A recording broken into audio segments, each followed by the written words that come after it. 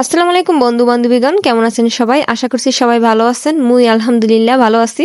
রাইতে যে সময় ফুচকা খাইতে মনে চায়, হ্যাঁ আগের প্রিপারেশন নিয়ে লইছি যে কেমনে কি ফুচকা বানাই খামু। প্রিপারেশন বলতে আলু সেদ্ধ টোদ্ধর ব্যাপার আছে না, ডিম সেদ্ধ করা লাগবে, আলু সেদ্ধ করা লাগবে। সেইবার আবার টক ভালো করে বানাইতে হইবে, ঠিক মতন চিনি টিনি দিয়া। আগে থেকে প্রিপারেশন থাকলে সুন্দর মতন ফুচকা বানাইয়ে খাওয়া যায়। এতে দেখতেছেন যেমন সুন্দর মতন ফুচকা বানাইয়ে খাইতেছি।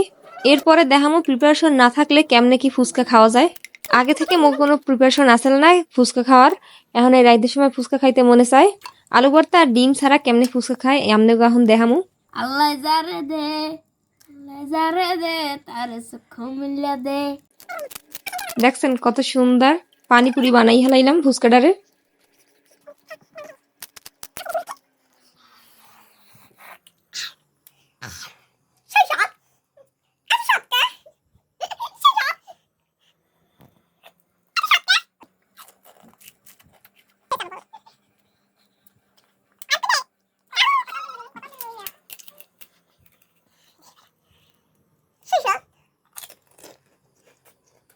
Boleh ke gak biu?